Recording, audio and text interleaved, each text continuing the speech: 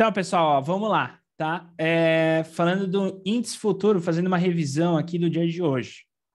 Bom, primeiramente, tá? A gente já tinha o contexto de abertura dentro do mercado que estava indicando baixa no dia de hoje, porque a gente tem ali, né, o termômetro do pré-mercado americano para ver como que já está trabalhando as ações. E não só isso, né? A gente teve também ali, tá, pessoal? Toda a movimentação em conjunto aí com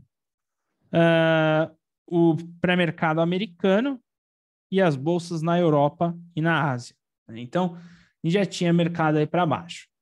Nessa movimentação de mercado em baixa, então a classificação do mercado é o seguinte: se ele abre rompendo a média móvel de 200 para baixo, a 20 para baixo, rompendo suporte, deixa uma barra de ignição, a gente chama isso de fabuloso 4.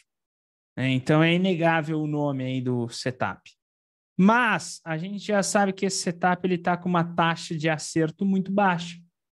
Então, por estar com uma taxa de acerto baixa, a gente tem evitado a entrada no Candle 1.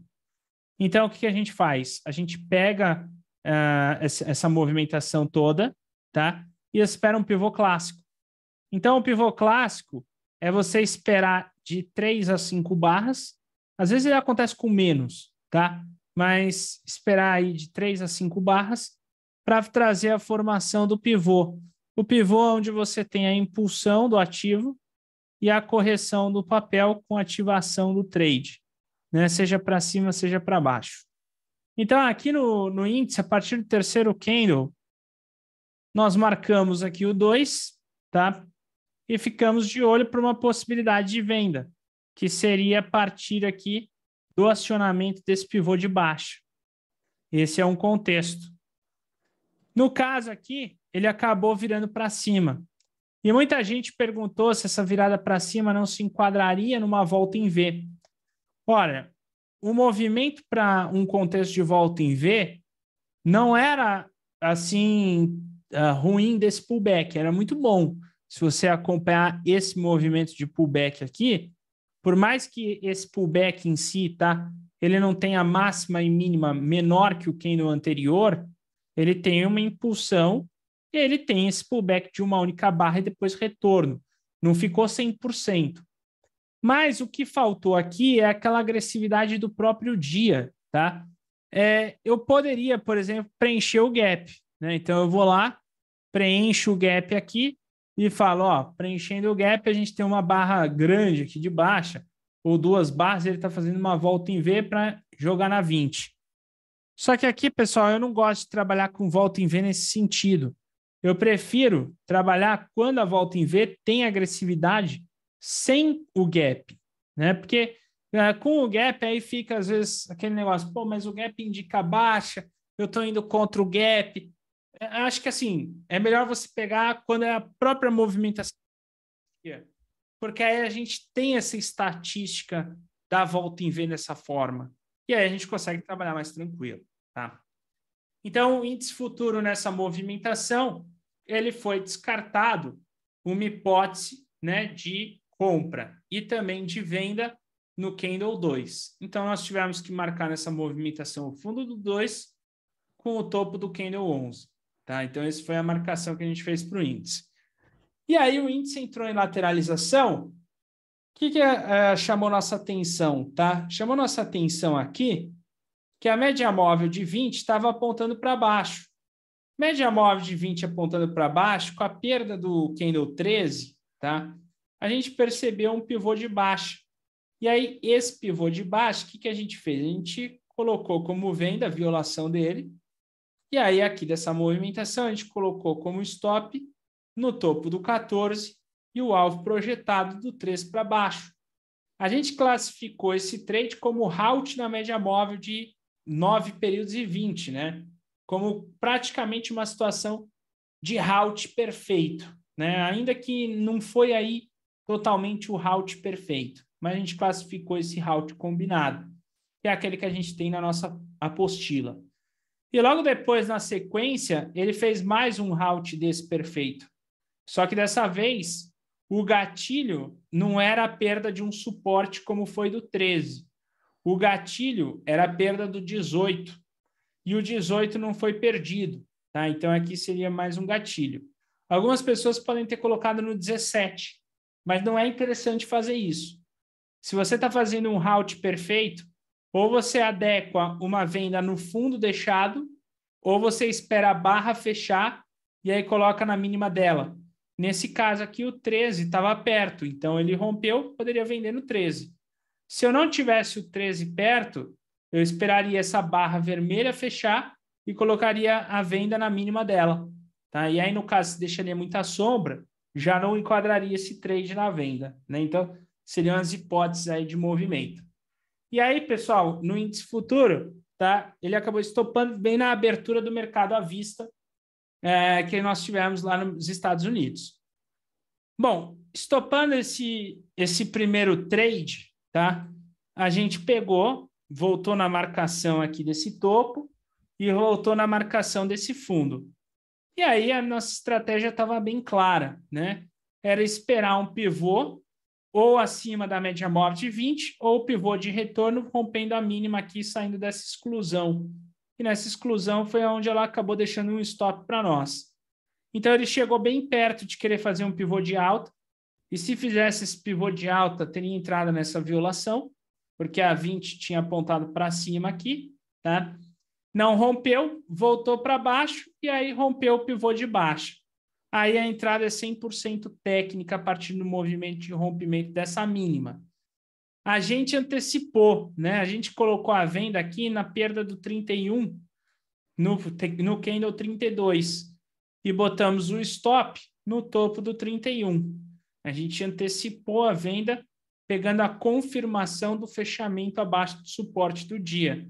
Isso aqui é um breakout, a gente antecipou a entrada pelo movimento de confirmação de apenas uma barra. Mas o ideal mesmo é quando você tem esse movimento igual ele deixou aqui.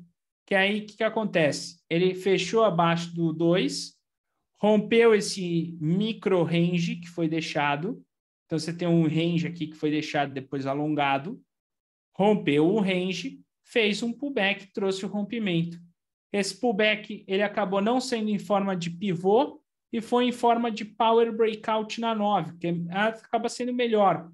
Né? Sempre a forma de lateralização, primeiramente do power, quando começa um evento, ela acaba sendo melhor. Né? Então, aí aqui nós tivemos nossa segunda entrada no 31 ou na perda do 32, para quem foi mais conservador. E aí a gente tinha como alvos, né, iniciais aqui no índice futuro, a gente tinha a projeção de todo o range. Então, a gente pegou o topo lá do range, lá do topo do 20 com o fundo do 2. Esse era o alvo total quando a gente entrou aqui nesse pablito. Mas depois que ele deixou esse pullback, aí a gente projetou também o do pullback, aqui ó, para baixo, só para ter mais ou menos uma noção. Então, ele veio, bateu, pegou o alvo, depois daria uma saída, por exemplo, ali no 0 a 0. Se alguém estava trabalhando, mas não fazendo a correção do 0 a 0, mantendo um trade para um segundo alvo, você poderia aproveitar essa oportunidade e levar o trade pela média móvel de 9. E ele chegou a abrir até um segundo pivô no 39, que aí já começa a ficar exaustivo, tá? Uma coisa é o que eu ensino para o pessoal. O primeiro pivô que você identifica alinhado com a média móvel de 20, que seria esse aqui, isso aqui foi um pivô alinhado com a média móvel de 20. Repara que você tem a movimentação de queda dele, tá? Você tem o pullback dele, e aí você tem a ativação de baixa. Tá? E se você reparar, ó, aqui, em nenhum momento, pessoal, ele deixou um pivô alinhado com a média móvel de 20. Aqui foi um pivô interno, que ele deixou em halt. O pivô de alta não foi rompido. Aqui para baixo também não fez outro pivô. Para cima não fez. Esse aqui foi o primeiro pivô. Então, por esse daqui ser o primeiro pivô que ele deixou, aqui essa movimentação, esse pivô aqui, pessoal, ele é mandatório, né? A entrada para ele. Ele é mandatório essa entrada. Ela não é uma entrada opcional. A entrada do Pablito é opcional. A entrada desse segundo pivô é opcional. Agora, a entrada aqui, ela é mandatória e obrigatória, tá? Então, eu tenho essas características aqui dentro do gráfico que eu tenho que saber avaliar quando eu estou operando. E se aqui já é opcional, daqui em diante já não seria nem legal de estar fazendo, tá? Porque você tem a primeira entrada sempre como entrada mandatória e a segunda entrada como entrada opcional. A entrada opcional, tá, que você tem, ela não é mandatória porque ela já está praticamente num ciclo de quinta onda. Então, eu poderia estar falando onda 1 com 2, 3. Né? Então, mesmo aqui, né, se eu colocasse, por exemplo, aqui para ser um início de uma 3, mas é que a 3 ela acaba não sendo a menor onda de todas. Então, teria que alongar. Aqui já não é um contexto muito interessante para estar entrando. Já é meio que o final da festa. Né? Então, aqui não é legal estar fazendo essa entrada, tá, pessoal? E a gente viu agora aqui com bastante precisão, tá, que o mercado entrou em lateralização. E, ó, se aqui ele já não é legal estar entrando, porque já é a terceira, o que você pode fazer para deixar bem objetivo, anotar no teu caderno é o seguinte: o primeiro, eu vou ter que sempre entrar. O segundo, opcional. Do terceiro em diante, é bom eu barrar. Porque o terceiro em diante, ele vai quando pega uma tendência muito forte. Agora, quando é uma tendência média, aí ele já não vai, sim, como a gente imagina. Ele vai quando ele pega uma tendência muito forte. Muito forte ele vai. Mas senão, não. E aí, isso aí já tira de cara entradas que poderiam ser aqui, porque se aqui já está esticado, aqui já muito mais. Aqui já é alternância, né? Então aqui, ó, tá? Já aqui você já descarta isso daqui, porque você já sabe que está esticado. Aqui já começa a fazer alternância. Então eu já tenho alternância, fechamento abaixo, fechamento acima, fechamento abaixo, fechamento acima. Nessa alternância agora ele vai dar um reset, ou seja, ele vai começar um ciclo novo. Pode ser que esse ciclo novo não consiga ter força no dia de hoje mais, mas pode ser que ele abra força para amanhã. Então você faz a marcação ou desse topo aqui do 51 ou esse topo do 60. Eu vou preferir optar pelo topo aqui do 60. E pegar aqui, tá, pessoal, esse fundo aqui, tá? Por que o topo do 60? Porque o último fundo absoluto veio do 60. Agora nós temos um fundo aqui do 80, né? Eu poderia até espremer um pouco ele, mas aí vou deixar nesse formato que é o breakout. Então, o esquema aqui é você trabalhar a partir do contexto de rompimento fora dessas extremidades. Né? Então, por exemplo, estou fazendo um pivô aqui fora. Aí você busca a operação. Se não, não. Se não, dentro aqui acaba sendo ruim nessa movimentação do mercado. Tá? Então, esse é o contexto aí, pessoal, do índice futuro. Tá? Então, sempre modelando aí o mercado aí, conforme ele vai fazendo suas estruturas de movimento. E o dólar futuro, na sua movimentação de hoje, tá? A gente também viu no Morning Call que ele também estava com contexto que se rompesse esse topo, era fabuloso 4. Fabuloso 4 seria a tendência ali de continuar a partir da barra 1. Da barra 1, né, a gente teria o contexto aqui, ó, tá? De projetar esse movimento. Nessa movimentação, ele até pegaria um alvo, o Fabuloso 4, mas a gente tem evitado operar Fabuloso 4. Então, o que a gente reparou? A gente reparou o índice ele fez uma barra para cima e voltou em V. O dólar ele já fez 3, 4 barras até alcançar um topo. Então, quando a gente estava observando o mercado, o que a gente viu? Que o dólar futuro estava fazendo um contexto de volta em V. Pelos 5 minutos, a volta em V, ela abriu o contexto aqui no candle 8. Tá? Foi onde ela deu o rompimento aqui para baixo do candle 8, projetado nessa movimentação aqui para baixo. Então, isso aqui a gente enquadrou na volta em V. Só que a gente também foi no 2 minutos para antecipar isso. E aí, no 2 minutos, a fim de antecipar uma volta em V, a gente viu ela aqui, ó, tá? Essa volta em V também no 2 minutos. Eu sei que tem uma média móvel de 20 aqui, mas é um gráfico de 2 minutos, tá? Então, a média móvel, as médias, elas vão ter um peso um pouco menor pelo gráfico menor. E aí, se você reparar nesse movimento, 2 minutos, ele abriu o contexto da volta em V aqui, ela conseguiu pegar um alvo, ela conseguiu pegar o primeiro alvo, deixando o contexto de saída no 0 a 0. E depois, voltando ali para o gráfico de 5 minutos, a gente tem também ela dando contexto de entrada, parcial, saída também no 0 a 0. Esse foi o contexto da manhã que a gente operou. Depois, o pessoal ainda perguntou se eu poderia enquadrar uma volta em V aqui, ó, nessa movimentação do candle 18 aqui, ó. Mas aí eu já não poderia estar enquadrando como volta em V. Por quê? Porque aqui, pessoal, tá? Esse movimento, eu tenho uma volta em V aqui. Aí o mercado voltou para cima. Agora está querendo voltar para baixo. Eu já tenho 2 toques lá para cima, já tenho um toque embaixo, vou ter mais um toque para cá. Isso aqui, na verdade, é o início de um ciclo de lateralização, né? E não para ficar fazendo volta em V. Isso aqui é um ciclo de lateralização, onde você vai marcar o topo, você vai marcar o suporte, você vai esperar sair com média móvel de 20 alinhada. E foi o que ele fez, né? Ele saiu aqui com a média móvel de 20 alinhada, a gente colocou aqui também outro trade com compra na superação do candle 4, que era a máxima, fizemos a projeção desse espelhamento aqui para cima, e também eu peguei um espelhamento do pivô aqui, tá? Maior dessa movimentação para cima, né? Na verdade, o que eu tinha pego na hora foi desse daqui, ó, foi menor aqui, foi desse daqui para cima.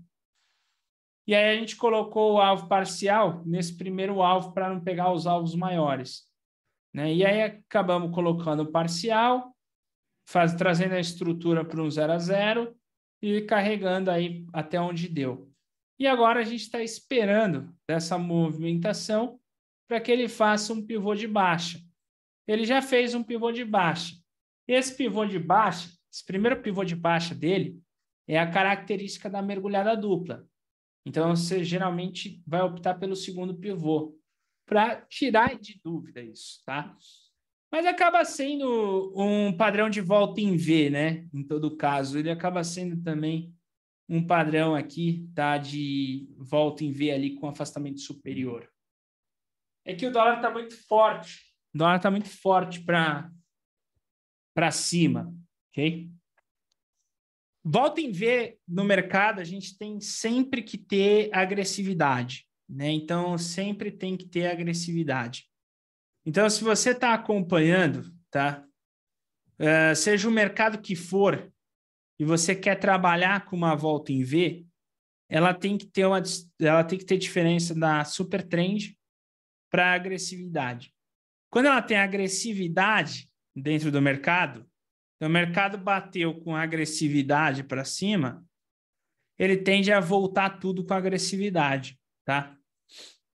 Você repara uma coisa, tá? Pensa numa pessoa jogando bola, ok? Se essa pessoa pega a bola, tá? E ela joga a bola num ângulo não tão agudo, então ela joga a bola no ângulo mais 45 graus, a bola vai mais longe, ok? Agora, se a pessoa pega a bola e joga aqui bem agudo ali para cima, né, numa movimentação bem forte nessa amplitude, a bola não vai muito para frente, ela vai voltar e vai cair aqui pertinho, ó. Tá? Então, a volta em V é mais ou menos como isso. Tá? Então, quando você tem essa agressividade dentro do mercado, que o mercado dá essa disparada para cima com tudo, e aí ele tende a voltar nessa movimentação, abrindo esse pivô de baixa, ok? A gente tem o contexto para trabalhar com uma volta em V. Se o mercado fica na sua movimentação como um todo, pessoal, já mais estável assim, você não trabalha na volta em V. Por isso, que assim, para você identificar bem a volta em V, você tem que ter pelo menos mais do que um candle, tá? Então, essa seria a diferença que o dólar deixou de manhã para o índice futuro, né, o índice futuro nessa movimentação, ele deixou uma barra e retornou para o topo dessa única barra. Só que o dólar, aqui, se você reparar nessa movimentação do dólar, tá? Você tem um contexto dele, deixado da abertura, que realmente, ó, ele chamou atenção com agressividade e retornou. O índice futuro já não tinha essa tão agressividade, né? Repara assim, ó, mais ou menos, que aqui é onde a gente estava olhando, né? Ó, candle, pegar aqui o candle 8, né, do índice 9, tá? E comparado aqui, ó. Repara que aqui, ó, você não vê muita agressividade, você vê mais lateralização. E aqui você já vê mais agressividade, tá? Então, essa seria a diferença um com o outro ali, pessoal. Ok? Bom, é isso, basicamente, né? Esse foi o dia aí das operações. Além do dólar e do índice, nós tivemos um trade muito bom dentro do Nasdaq, tá? A gente mapeou que o Nasdaq estava abrindo com possibilidade do rompimento positivo aqui. Então, esse foi o candle da abertura, você vê pela diferença de volume. A gente desceu o time frame para o 2. Na descida do time frame, a gente colocou o trade ali naquele rompimento, né? Então, a gente esperou o candle fechar, colocamos a ordem ali de compra, pegamos essa alta do Nasdaq, depois ele tirou num barra-barra, mas deixou mais um pivô, e depois aqui deixou um pivô de volta em V, tá? Então, esse foi o trade ali para o Nasdaq. E assim foram os trades do dia de hoje, né? E o mercado agora dando uma puxadinha para o lado positivo, né? O mercado tentando uma puxadinha para o lado positivo. É isso aí.